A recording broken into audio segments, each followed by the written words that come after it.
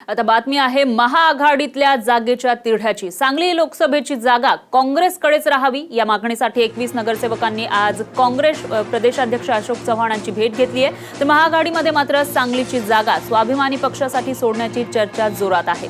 मात्र काँग्रेस कार्यकर्त्यांनी ही जागा पक्षाकडेच राहावी असा हट्ट कायम ठेवलाय।